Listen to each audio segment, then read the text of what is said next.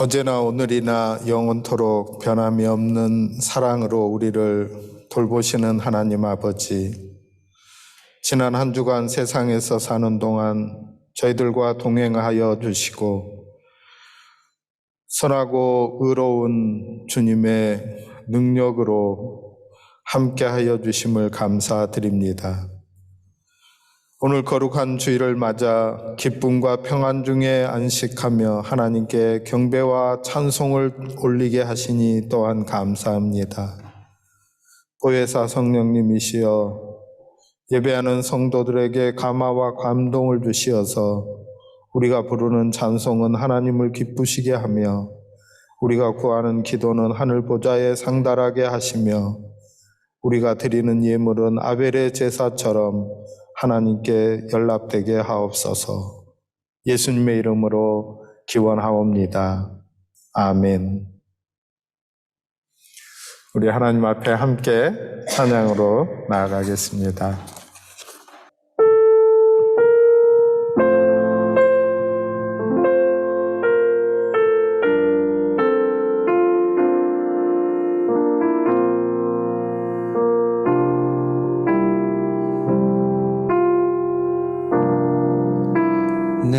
내게로부터 눈을 들어 주를 보기 시작할 때 주의 일을 보겠네.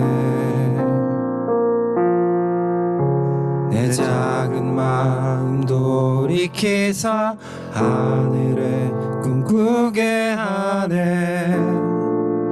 주님을 볼 때 내게로부터 눈을 들어 내게로부터 눈을 들어 주를 보기 시작할 때 주의 일을 보겠네.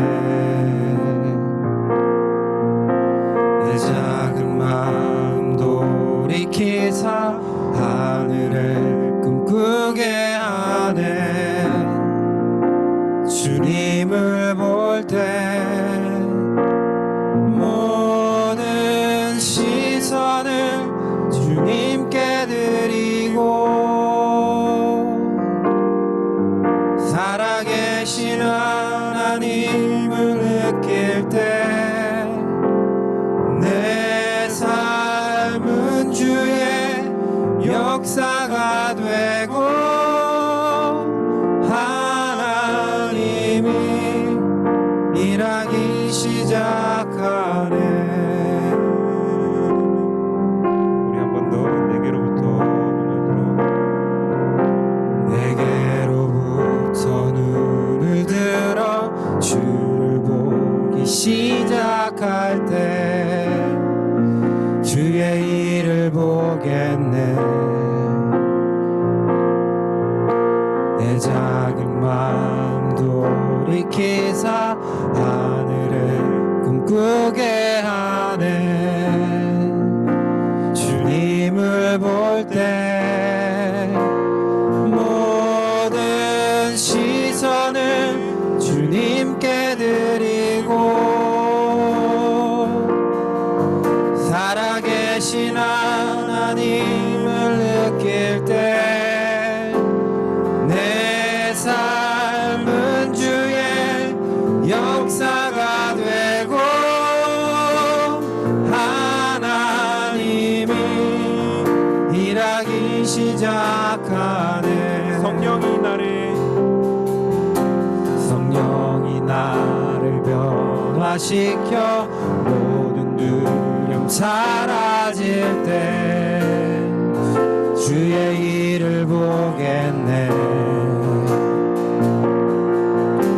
황폐한 땅 한가운데서 주님만 알게 되리.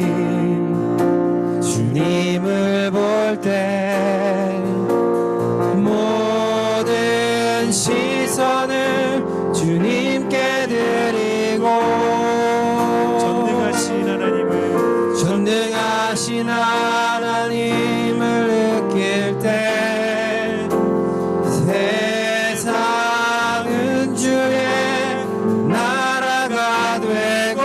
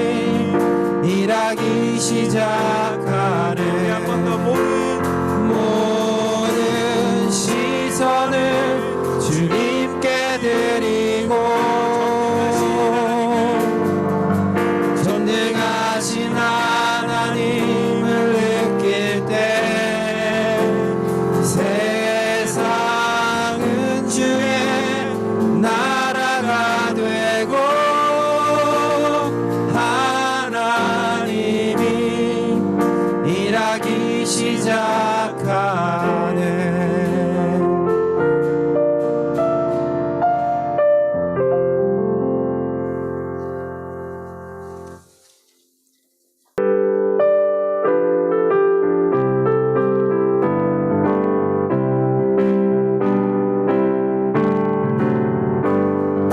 이 눈에 아무 증거 아니 배워도 믿음만을 가지고서 늘 걸으며 이 귀에 아무 소리 아니 들려도 하나님의 약속 위에 서리라.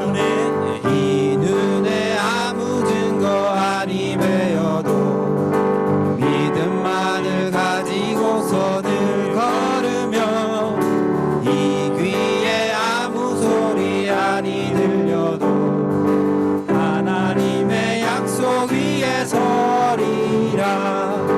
걸어가세 믿음 위에 서서 나가세 의심 버리고 걸어가세 믿음 위에 서서 눈과 귀에 아무 증거 없어도 이 눈이 아기에는 어떠하든지 이미 얻은 증거대로 늘 믿으며 이 맘에 의심 없이 살아갈 때에 우리 소원 주 안에서 이루리.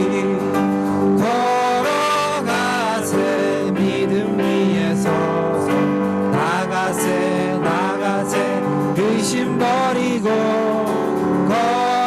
걸어가세 믿음 위에 서서 눈과 귀에 아무 증거 없어도 주님의 거룩함을 두고 맹세한 주 하나님 아버지는 참 이쁘다. 그 귀한 모든 약속 믿는 자에게 능치 못할 무슨 일이 있을까. 주님의 거룩함을 두고 맹세한 주 하나님 아버지는 참 이쁘다. 그 귀한 모든 약속 믿는 자에게 능치 못할 무슨 일이 있을까. 걸어가세 믿음 위에 서서 나가세 의심 버리고 걸어가세 믿음 위에 서서 눈과 귀에 아무 증거 없어도 걸어가세 믿음 위에 서서 나가세 의심 버리고 걸어가세 믿음 위에 서서 눈과 귀에 아무 증거 없어도 믿음이 없이는 기쁘시게 못하나니 고된 수고도 다 헛될 뿐이라. 믿음이 없어서 무너진 삶의 모든 자리에 다시 주님을 기다립니다.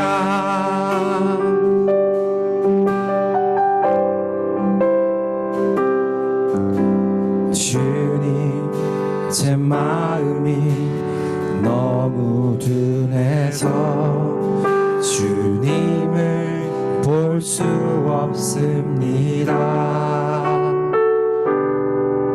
이 땅에 속하여 이 땅만 보다가 주님 손을 놓쳤습니다. 나는 나그네로 왔는데 왜 주저앉게 되었나. 나는 청지기인데 언제부터 내 삶의 주인이 되어버렸나.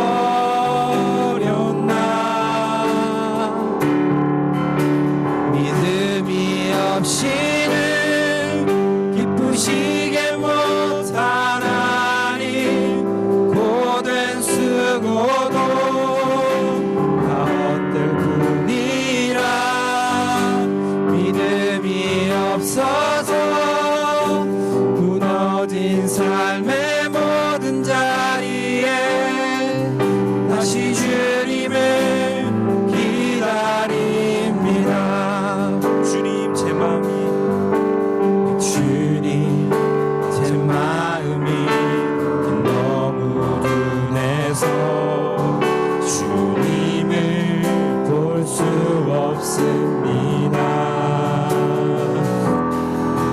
이 땅에 속하여 이 땅만 보다가 주님 손을 놓쳤습니다. 나는 나그네로 왔는데 왜 주저앉게 되었나. 나는 청지기인데 언제부터 내 삶의 주인이 되어버렸나.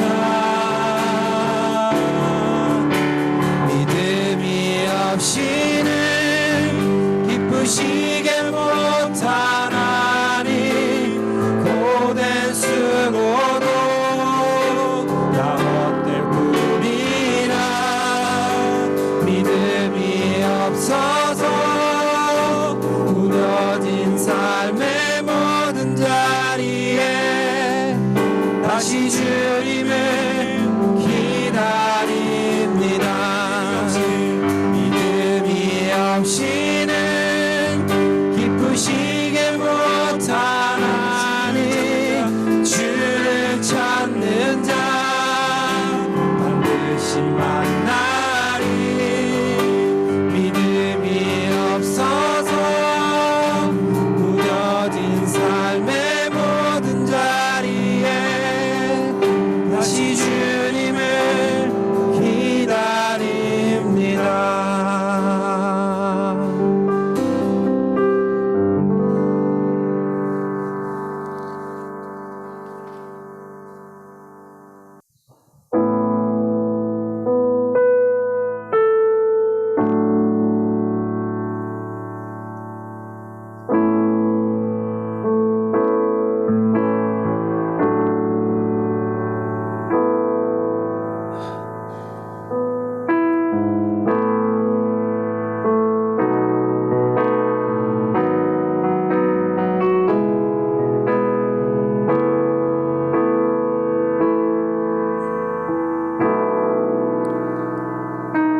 하늘을 보 겨를도 없이 정신없이 세상을 살다가 마음의 먹먹함이 내 삶을 짓누를 때 그제서야 주님을 찾습니다.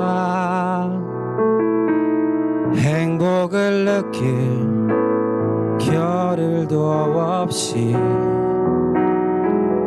분주하게 세상을 살다가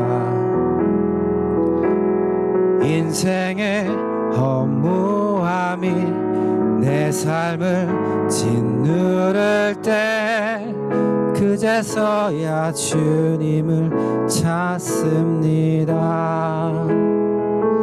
오늘도 여전히 주님은 그 자리에서 우리를 끊임없이 돌보시는데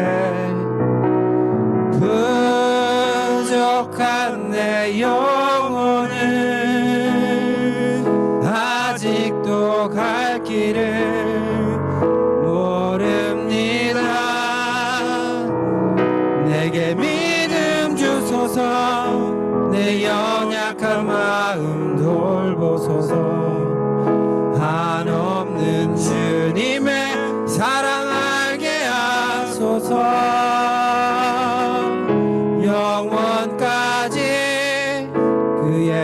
백성 지키시는 우리 하나님 바라보며 살게 하소서.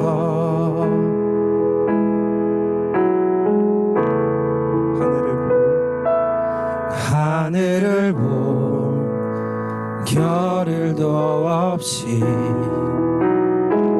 정신없이 세상을 살다가 마음의 먹먹함이 내 삶을 짓누를 때 그제서야 주님을 찾습니다. 행복을 느낄 겨를도 없이 분주하게 세상을 살다가 인생의 허무함이 내 삶을 짓누를 때 그제서야 주님을 찾습니다. 오늘도 여전히 주님은 그 자리에서 우리를 끊임없이 돌보시는데 부족한 내 영혼은 아직도 갈 길을 모릅니다. 내게 믿음 주소서. 내 연약한 마음 돌보소서. 한없는 주님의 사랑 알게 하소서. 영원까지 그의 백성 지키시는 우리 하나님 바라보며 살게 하소서. 우리 한 번 더 하늘을 볼 겨를도 없이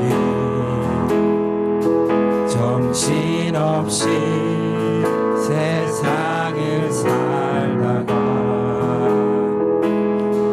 마음의 먹먹함이 내 삶을 짓누를 때 그제서야 주님을 찾습니다.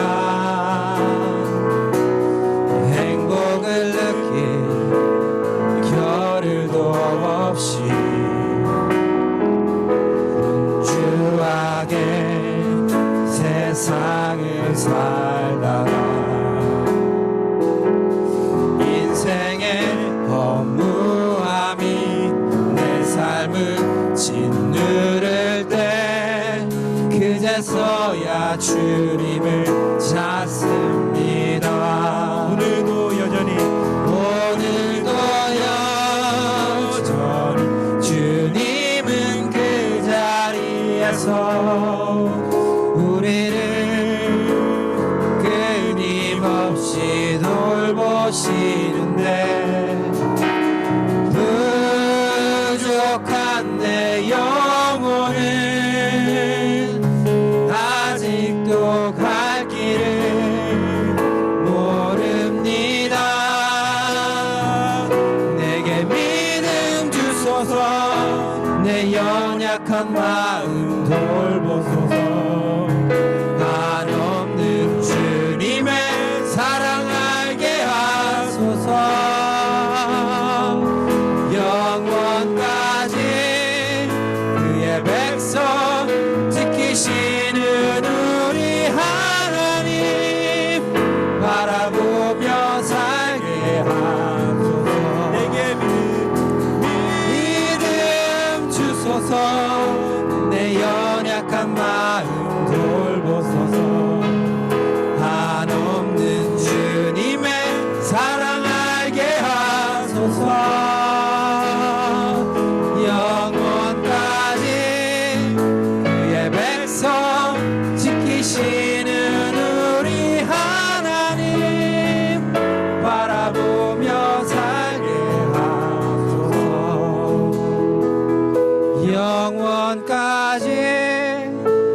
그의 백성 지키시는 우리 하나님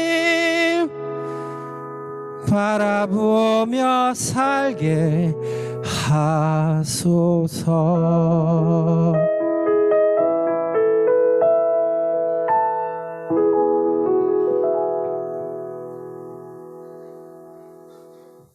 우리 함께 사도신경으로 우리의 신앙을 고백드리도록 하겠습니다. 함께 고백하겠습니다. 나는 전능하신 아버지 하나님 천지의 창조주를 믿습니다. 나는 그의 유일하신 아들 우리 주 예수 그리스도를 믿습니다. 그는 성령으로 잉태되어 동정녀 마리아에게서 나시고 본디오 빌라도에게 고난을 받아 십자가에 못 박혀 죽으시고 장사된 지 사흘 만에 죽은 자 가운데서 다시 살아나셨으며 하늘에 오르시어 전능하신 아버지 하나님 우편에 앉아 계시다가 거기로부터 살아있는 자와 죽은 자를 심판하러 오십니다. 나는 성령을 믿으며 거룩한 공교회와 성도의 교제와 죄를 용서받는 것과 몸의 부활과 영생을 믿습니다. 아멘. 오늘 우리에게 주시는 하나님 말씀 갈라디아서 6장 1절로 5절까지의 말씀입니다. 갈라디아서 6장 1절부터 5절까지 말씀 제가 받들어 읽겠습니다. 하나님의 말씀을 잘 들으십시오. 형제들아, 사람이 만일 무슨 범죄한 일이 드러나거든 신령한 너희는 온유한 심령으로 그러한 자를 바로잡고 너 자신을 살펴보아 너도 시험을 받을까 두려워하라. 너희가 짐을 서로 지라. 그리하여 그리스도의 법을 성취하라. 만일 누가 아무것도 되지 못하고 된 줄로 생각하면 스스로 속임이라. 각각 자기의 일을 살피라. 그리하면 자랑할 것이 자기에게는 있어도 남에게는 있지 아니하리니 각각 자기의 짐을 질 것이라. 아멘. 이것은 하나님의 말씀입니다. 하나님 감사합니다.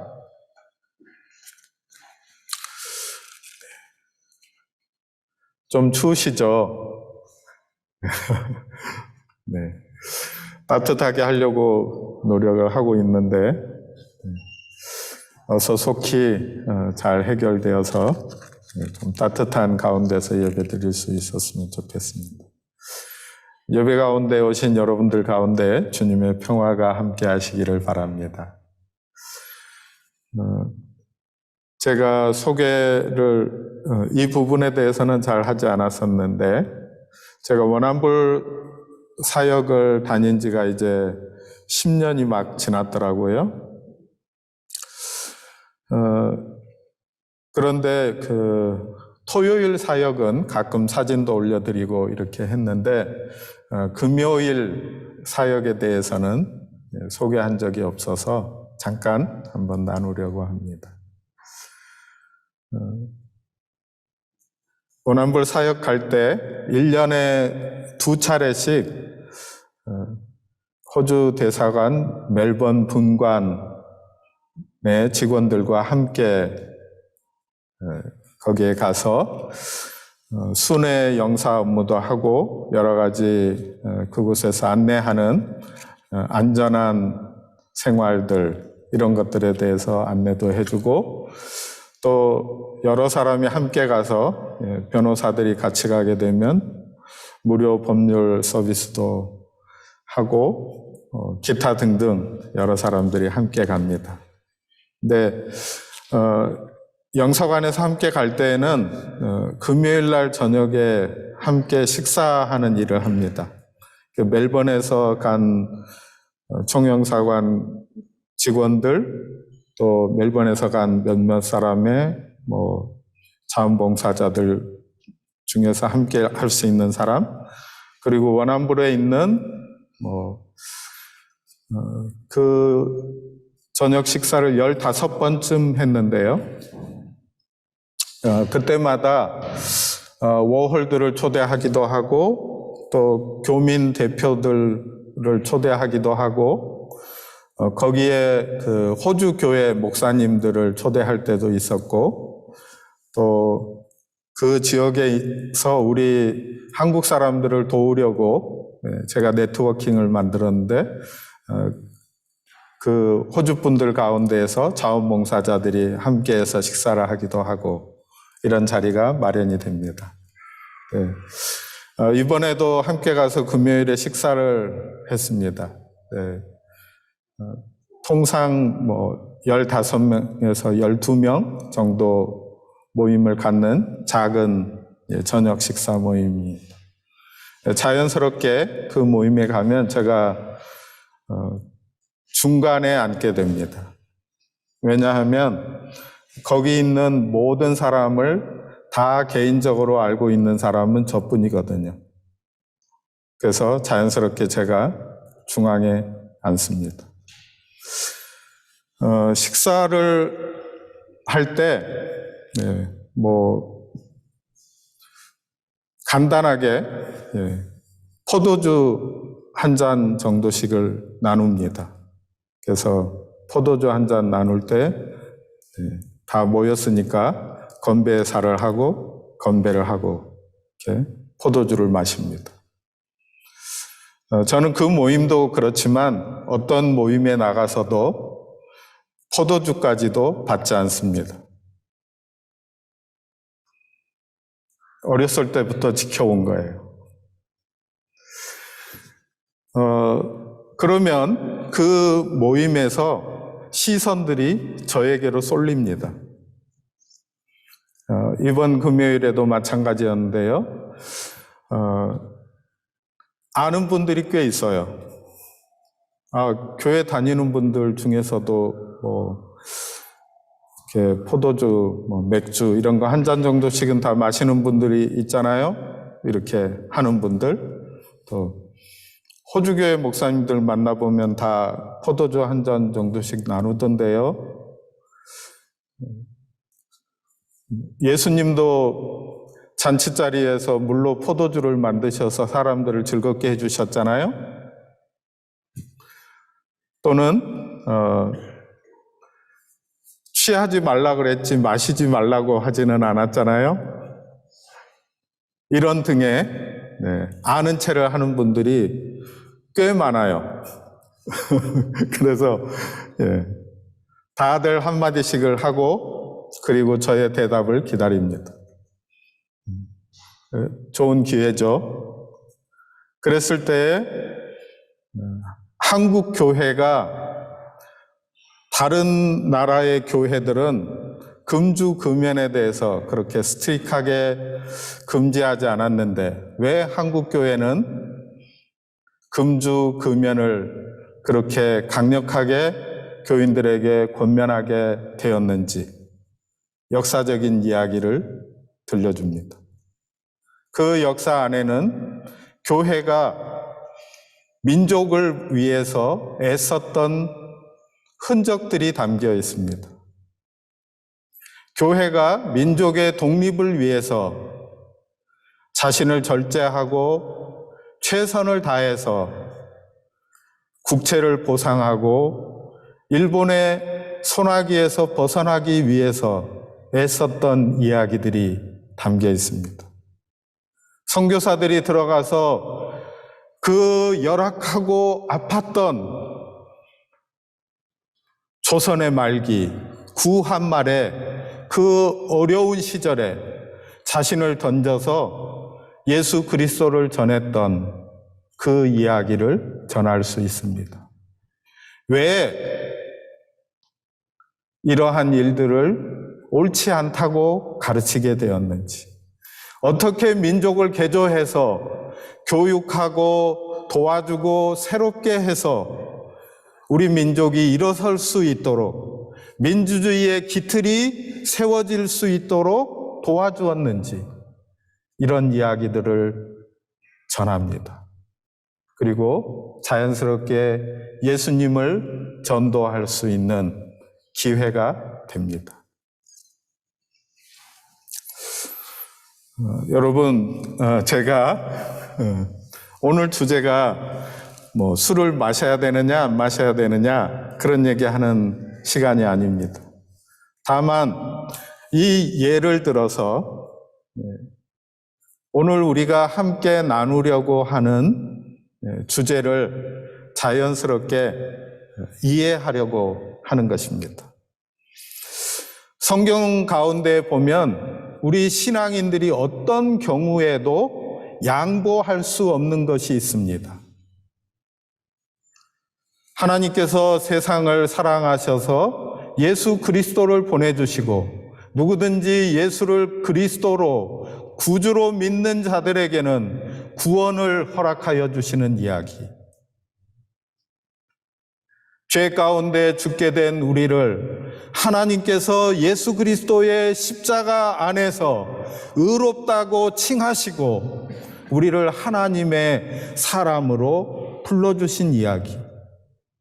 믿음으로만, 성경으로만 오직 우리 하나님께만 영광이 되도록 이런 것들은 양보할 수 없는 신앙의 진리들입니다. 우리 신앙인들은 누구도 이런 것들에 대해서는 양보할 수 없습니다. 이것을 신학적인 용어로 디아포라라고 말합니다. 성경이 명확하게 우리에게 일러주는 것들입니다.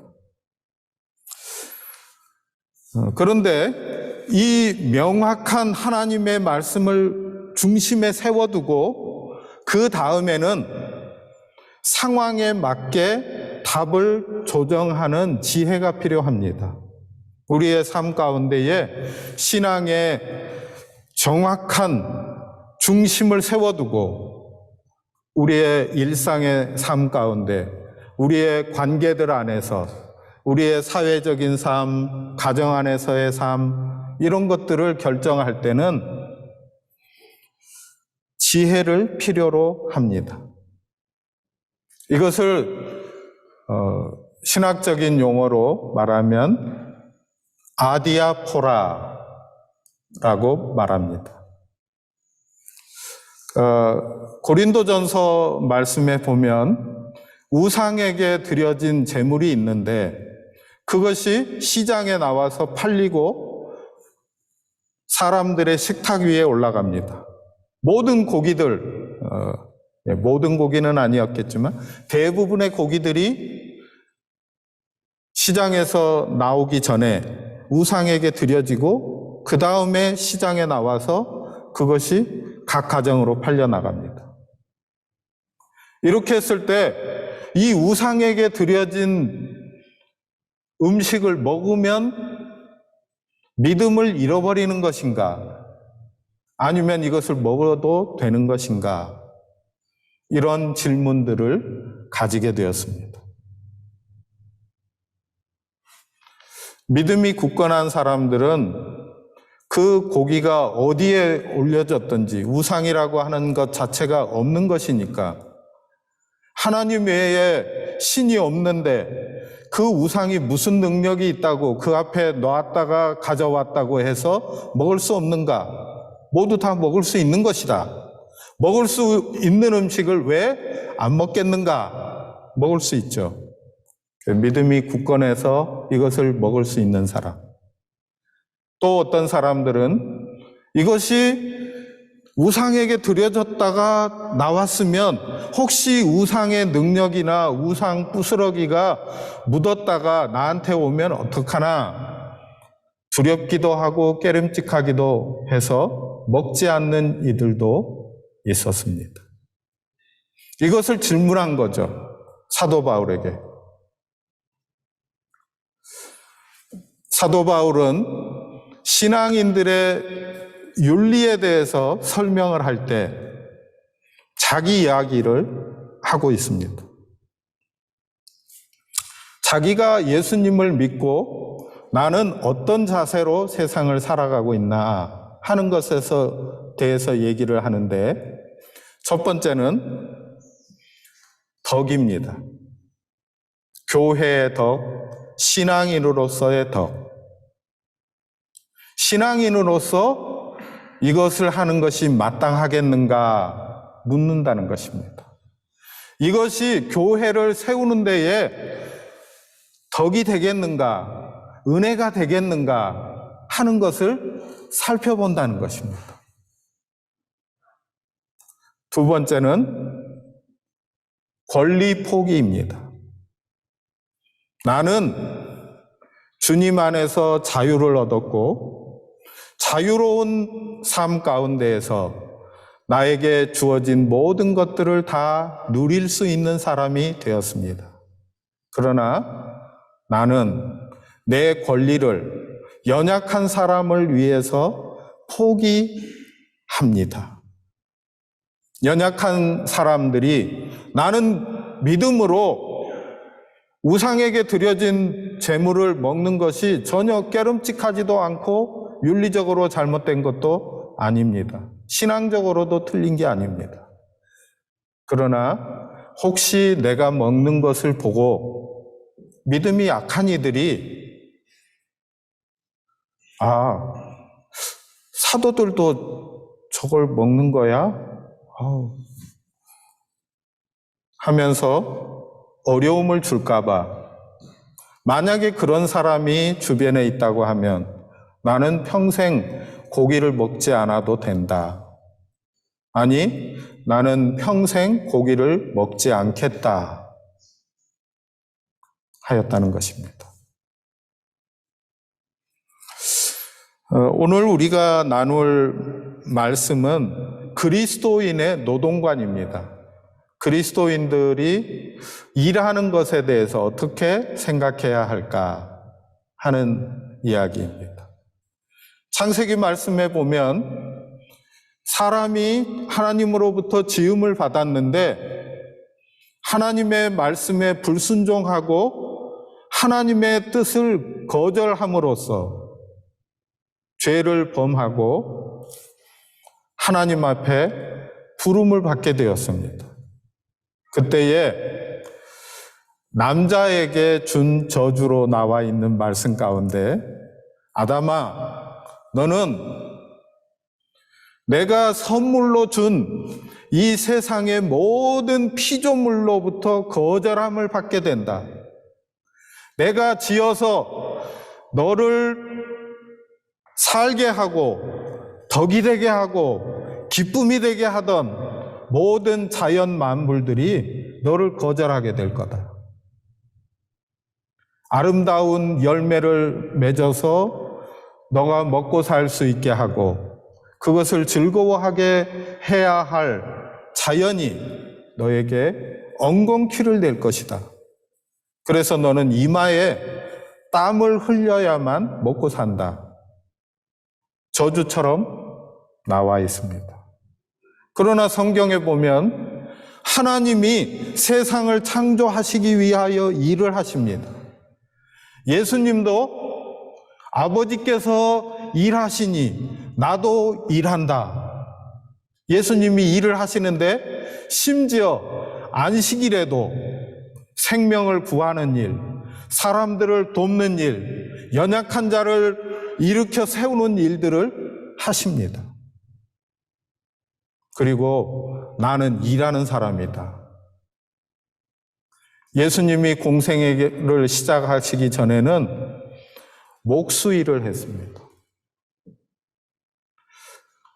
목수일을 한 사람들의 그 자세한 이야기를 들어보니까 그 당시에 팔레스틴 사람들이 목수일을 하는 사람은 돌 일도 하더라고요. 돌도 깨고 돌로 무엇인가 만들기도 하고. 하나님도 일하시고 예수님도 일하시고, 그런데 우리에게 주어진 노동은 저주일까? 아니면 하나님께서 우리에게 주신 복일까? 여러분 생각에는 어떠신가요? 오늘 말씀 우리가 갈라디아서 6장을 읽었는데 여기 1절에서부터 5절 말씀 가운데 짐이라고 하는 단어가 2번 나옵니다. 먼저 2절에 나오고 있는데요. 한번 다시 읽어드릴게요. 너희가 짐을 서로 지라 그리하여 그리스도의 법을 성취하라. 너희가 짐을 서로 지라 하는 말씀이 나오고 5절에 보면 각각 자기의 짐을 질 것이니라 하고 말씀을 했습니다. 이 짐이라는 것이 일이라고 볼 수도 있는데요. 먼저 5절에 있는 짐, 이것이 무엇을 가리키는지 잠깐 살펴봅니다. 각각 자기의 짐을 질 것이라 이렇게 말씀했는데 여기서 짐이라고 하는 단어를 쓴 그리스 말 헬라어가 포르티오입니다. 포르티오. 네, 포르티오라고 써 있네요. 포르티오. 이 짐은 무슨 짐이냐면 군인들이 행군할 때 지는 짐입니다. 군인들이 훈련을 위해서 혹은 전장으로 나가는 그 길을 출발하면서 등에다가 짊어지는 짐, 이것이 포르티오예요. 그러니까 다시 말하면 이것은 생존을 위한 것입니다. 훈련을 위한 것입니다.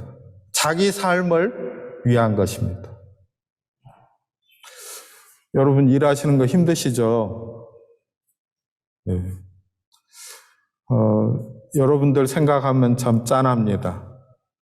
저는 철이 없어서 한국에 있을 때는 교회에서 일하고 밖에 나와서는 일하면 안 된다고 배웠고 그때는 교회 법도 그랬어요. 지금도 다 바뀌지는 않았지만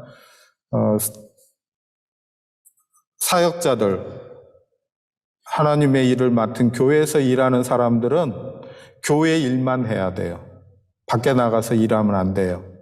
그래서 교회가 생활비를 다 책임져 줘야 됩니다. 밖에 나가서 일을 못 해요. 그러기도 했고 제가 철도 없어서 근데 교회에서 일하면서도 제가 약한 교회들을 찾아다녔으니까 제 생활, 우리 가족이 생활하는 많은 부분을 내 아내가 수고해서 먹고 살았습니다.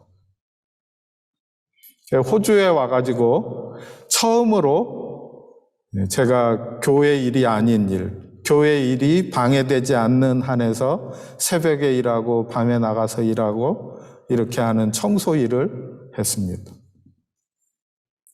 정말 힘들고 고난스럽더라고요. 한 10년쯤 지났을 때, 7년쯤 지났을 때 허리가 다 망가져서 침대에서 일어설 수도 없는 지경까지 갔었어요. 여러분 얼마나 고생이 많으세요? 힘드시죠?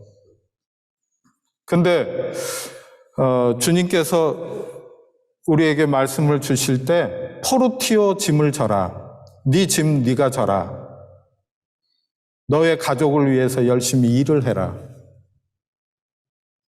일 안 하던 사람, 데살로니가서에서는 일 안 하던 사람 일해라. 이렇게 말씀을 해요.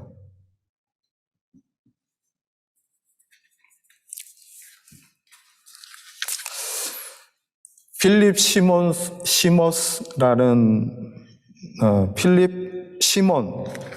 시몬스라는 분이 있는데요. 미국의 일리노이주에서 포레스트 대학의 문해창작과에서 가르치는 분입니다. 가르치면서 평론도 쓰고 단편소설 같은 것도 발표를 했는데요. 그러다가 35살 됐을 때 루게릭 병에 걸린 거예요. 근위축성 경화증이죠. 그러니까 근육이 점점 말라가면서 움직일 수 없게 되고 죽게 되는 병입니다. 이 병을 앓게 되면서 시한부 인생 5년 살 수 있다 하는 선고를 들었습니다. 그는 자기의 하루하루를 표현하면서 이렇게 표현을 했어요. 한 번에 찻숟가락으로 하나씩 생명력을 덜어내는 것 같다. 자기 생명을 찻숟가락으로 하나씩 덜어서 내버리듯이 그런 시간을 보냈다는 거예요. 어찌 보면 절망의 나날이죠. 그런데 그는 날마다 당하는 이 느리고 성가신 폭력에 시달리는 동안 8년을 생존하고 아직 죽지 않았어요. 선고대로 한다면 이미 죽었어야 하는데 그는 오히려 고통을 통해서 살아가는 기술을 배웠다고 합니다. 죽음이 언제 닥칠지 모른다는 공포가 항상 눈앞에 대롱대롱 매달려 있는 삶을 살았는데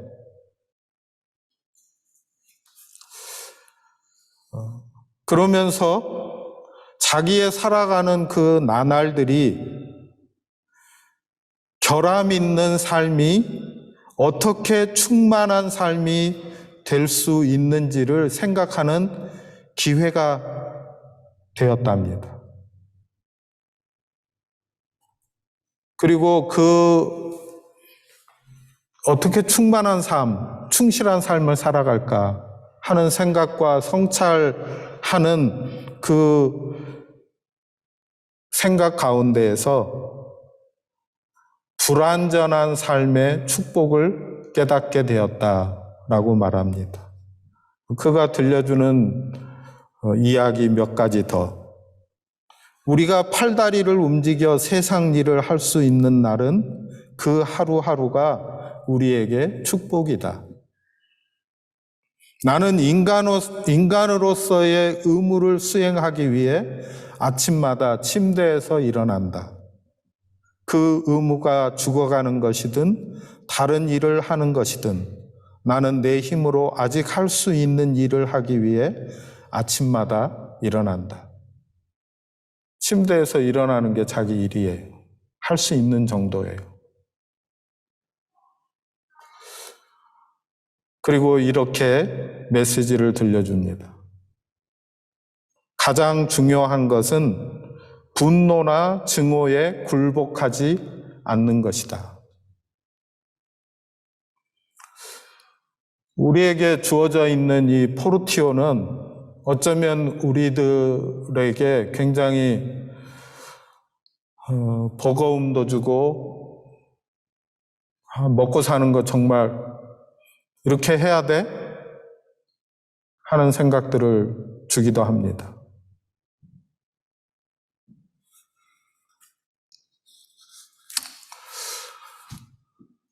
그런데 주님은 포르티오를 져라. 네 포르티오 네가 져라. 이렇게 말씀하십니다. 두 번째 짐이라고 하는 단어가 2절에 나온다고 말씀드렸죠. 너희가 짐을 서로 지라. 이렇게 말씀했는데요. 여기서 말씀하는 이 짐은 우리말로는 똑같이 짐인데 그리스 말로는 바로스라고 하는 다른 단어를 사용합니다.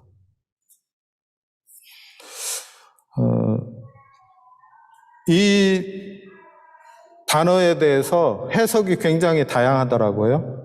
굉장히 많은 해석들이 있는데 그 해석들 중에서 저는 어떤 것을 선택하는 것이 올바른 성경 해석이 될까 하는 것을 공부하면서 이걸 택했어요.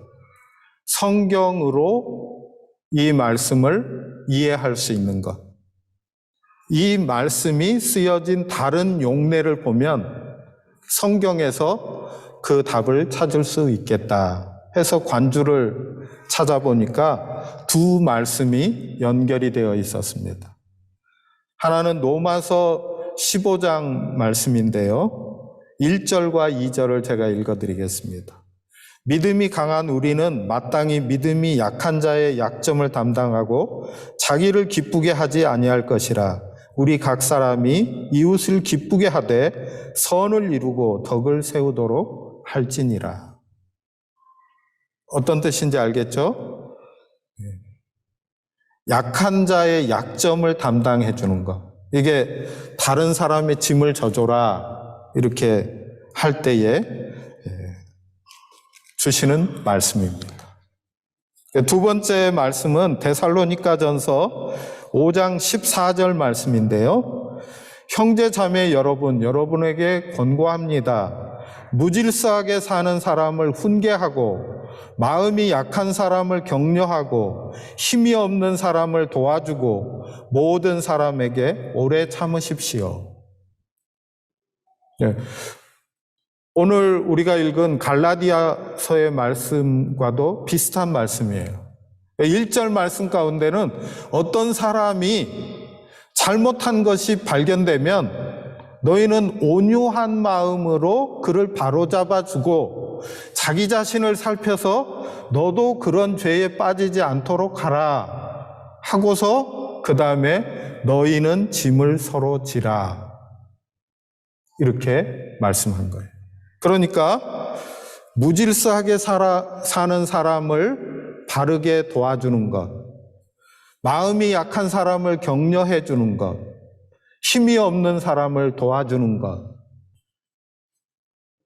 무엇보다도 모든 이들에게 오래 참는 것, 오래 견디는 것, 오래오래 함께 그 결점을 보면서도 살아가는 것,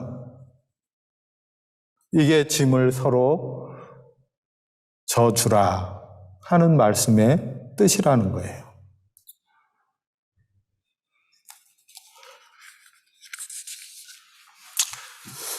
이제 결론 말씀을 드려야 되겠죠. 그래서 2절 말씀이 이렇게 연결이 되고 있어요. 너희는 짐을 서로 지라. 그리고 그리하여 그리스도의 법을 성취하라. 고 말씀했어요.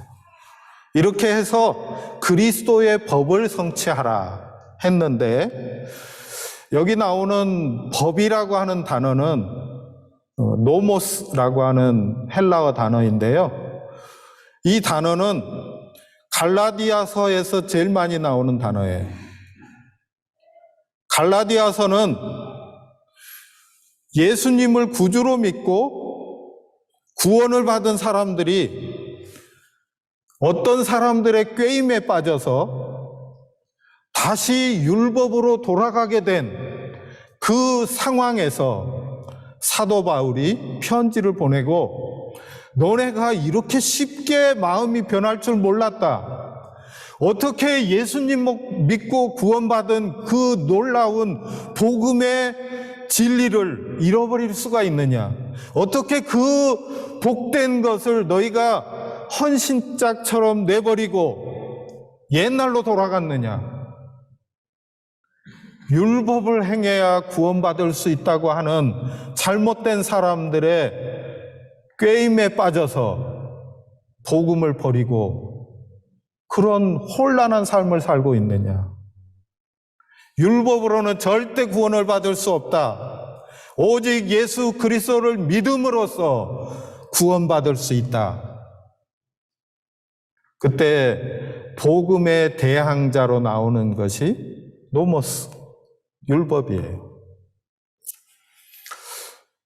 그런데 이 말씀을 해석하면서 제가 설교도 몇 편 들었어요. 송태근 목사님 설교를 들었는데 이 부분을 노모스를 이렇게 이해하는 것이 맞다. 문자적으로 노모스는 율법이지만 여기에서 말하는 노모스는 원리, 질서, 의식을 가리키는 단어다라고 해석을 하시더라고요. 그래서 이 말은 무슨 말이냐면 어떤 존재가 된다는 거예요. 무엇을 해라 하지 마라가 아니라 그것을 넘어서서 자기의 가치로 세우는 거예요. 어떤 존재가 되는 거예요. 그래서 합쳐서 그리스도의 법은 무엇이냐면 십자가에 꽃피어 나타난 자기 죽음이에요. 예수 그리스도께서 인류를 구원하시기 위해서 자기를 부인하시고 십자가를 지시고 십자가에 달리셔서 물과 피를 다 쏟아주심으로 우리의 모든 죄가를 용서하시고 하나님께서 그 십자가의 보혈을 보시고 우리를 의롭다고 칭하셔서 하나님의 자녀가 되게 하신 것이에요. 이 십자가의 법, 이것을 이루라, 이것을 성취하라 하고 말씀했는데 성취라고 하는 말도 업적을 쌓아서 그 결과를 나타내는 것이라고 이해하면 도로 율법으로 돌아가게 되는 거예요. 그러면 무슨 말이냐면 그런 말이 아니라 이미 그리스도께서 십자가에서 이루신 그 결과를 우리가 매일매일 확인하고 그 결과 가운데로 들어가서 누리는 우리의 상태를 가리키는 말이에요. 그러니까 이미 십자가에서 예수님께서 모든 것을 이루신 그 복음의 놀라운 성취 안으로 우리가 들어가서 예수 그리스도를 살고 예수 그리스도와 함께 살고 우리 안에 사시는 예수 그리스도가 우리를 통해서 드러나는 예수 안에 있는 엔 크리스토스, 주님 안에 있는 엔 퀴리오, 이런 존재가 되는 것이에요. 이것이 그리스도의 법을 성취하라는 것이에요. 예수 그리스도께서 십자가에서 인류의 모든 죄를 짊어지시고 그 죄를 다 담당하셔서 우리를 하나님의 자녀로 부르신 그 은혜 안으로 들어가서 그것을 누리면서 기뻐하고 즐거워하고 누리는 것이에요. 일 이야기 하다가 여기까지 왔어요. 다시 일 이야기로 돌아가서 우리가 지고 있는 포르티오가 있어요. 그런데 바로스는 서로 저주를 해요. 내가 져야 할 짐은 내가 지고 다른 사람의 약점, 연약함 이런 것들은 내가 져줘야 된대. 내 짐 지기도 힘들어 죽겠는데 이거 너무 심한 거 아니에요? 근데 예수님도 그러시더라고요. 예수님이 뭐라고 말씀하시냐면 수고하고 무거운 짐진 자들아 다 내게로 오라. 내가 너희를 쉬게 하리라. 나는 온유하고 겸손하니 나의 멍에를 메고 내게 배우라. 그리하면 너희가 쉼을 얻으리라. 고 말씀하셨어요. 그러니까 수고하고 무거운 자기 짐 지고 있는 사람들 다 예수님께로 가면 쉬게 해준대요. 근데 예수님이 쉬게 해주시는 방법은 뭐냐면 예수님의 멍에를 메는 거예요.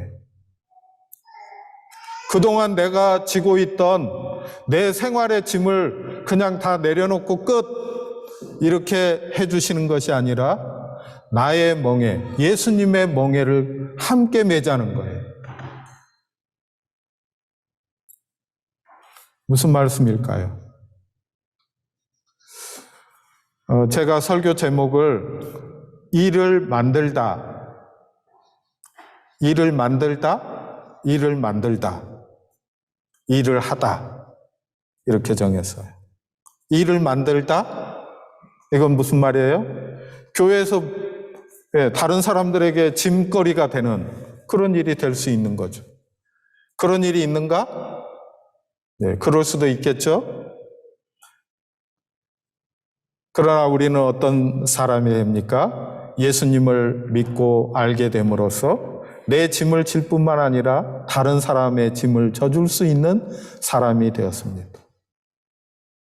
제 일만 할 뿐만 아니라 원한불 사역을 만들어서 그 일을 합니다. 누구든 도움을 요청해 오는 사람이 있으면 그 사람의 일을 하기 위해서 저의 돈도 쓰고 힘도 쓰고 제 관계들도 동원하고 도와줍니다. 왜요? 그리스도의 법을 성취하기를 원합니다. 이렇게 하여 우리 주님이 영광을 받으시고 이 말을 오해하지 않으시기를 간절히 부탁드립니다. 제가 무엇인가를 열심히 하고 있다는 말이 아닙니다. 제가 뭘 잘하니까 여러분이 칭찬해 주라는 말이 아닙니다. 이것이 그리스도 안에 있는 복음의 사람에게 얼마나 큰 은혜인가에 대해서 설명하는 것입니다. 제가 제 자신으로 저의 착함으로 그런 거 할 수 없습니다. 착하지 않습니다. 좋은 사람 못 됩니다.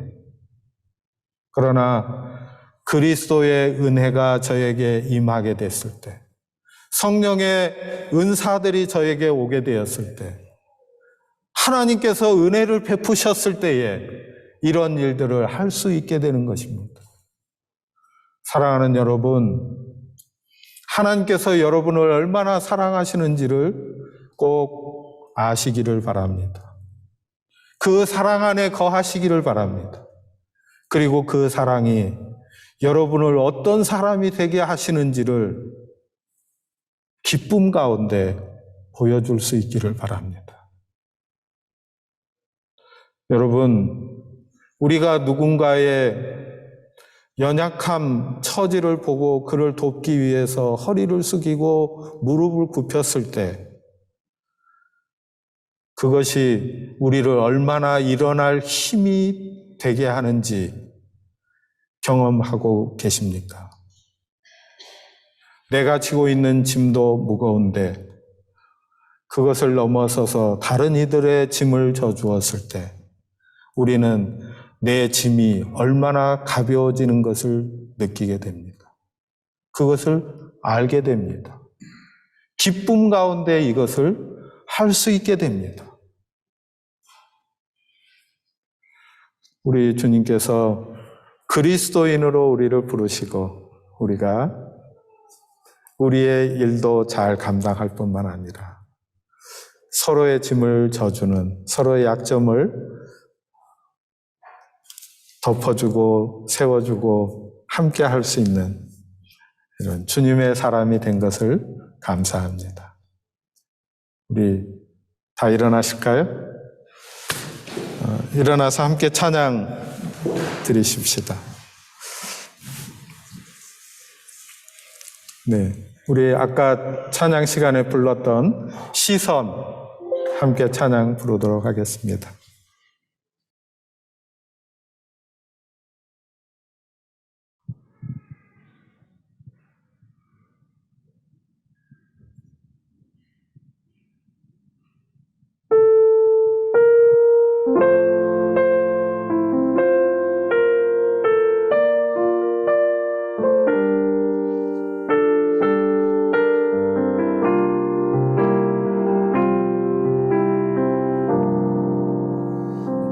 내게로부터 눈을 들어 주를 보기 시작할 때 주의 일을 보겠네.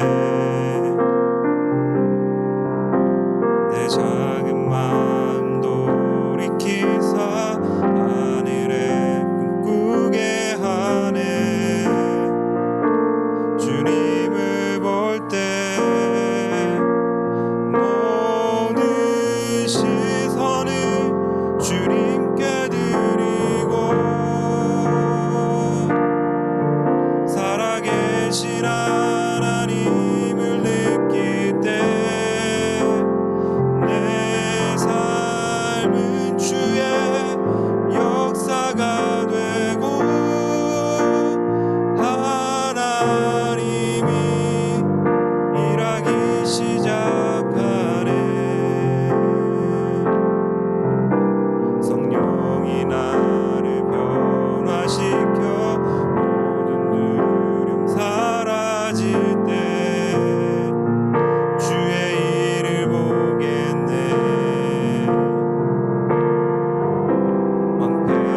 세상은 가운데서 주님 마음 알게 되리.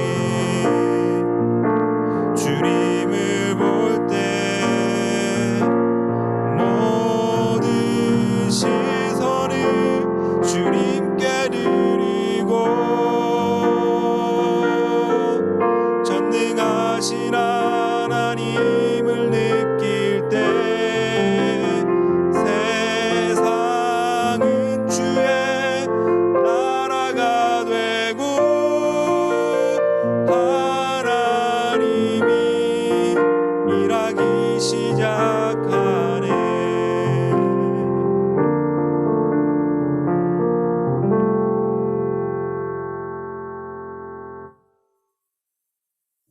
기도하겠습니다. 하나님 아버지, 은혜를 감사합니다. 우리 사랑하는 성도들 각자 주어진 삶의 자리에서 주님의 은혜를 힘입어서 살게 하신 것 감사합니다. 주어진 일들 가운데에 일상의 삶에 허덕이기도 하고 힘들어하기도 합니다. 저희에게 만나지는 문제들이 저희에게 버거워서 신음소리를 내기도 합니다. 때때로 주님을 믿으며 가는 길 가운데에서도 삶의 전망이 보이지 않아서 그 어두움 가운데에서 헤매기도 합니다. 하나님 아버지, 그러나 우리 주의 성령께서 우리 가운데 다시 말씀을 기억나게 하시고 주님의 영이신 성령으로 인하여 저희가 다시 힘을 얻고 성령의 도우심으로 우리 주님과 동행하며 우리의 삶을 걸어갈 용기를 얻게 됩니다. 또한 예배 가운데 나와서 저희의 모든 삶들을 다시 점검해보고 주의 말씀이 가르치는 방향을 향하여 나아갈 용기를 얻게 됩니다. 주님께 감사를 드립니다.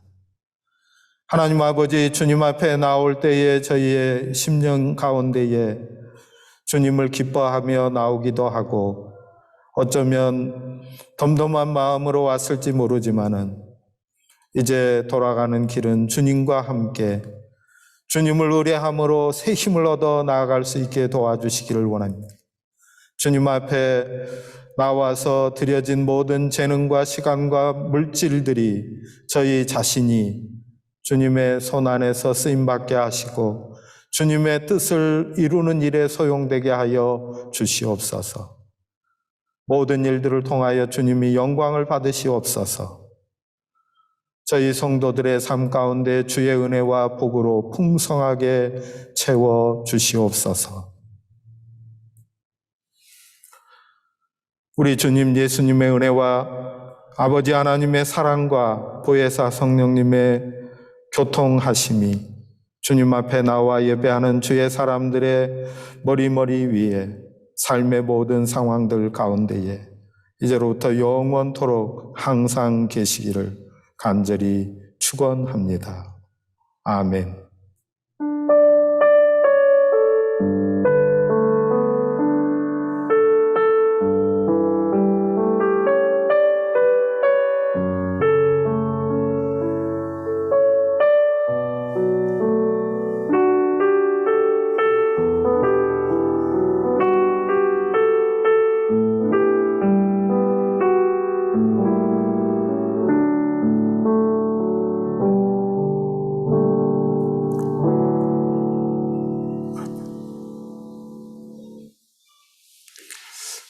감사합니다. 네, 오늘 식탁교제 마련되어 있으니까 홀로 가셔서 함께 참여하시기를 바랍니다.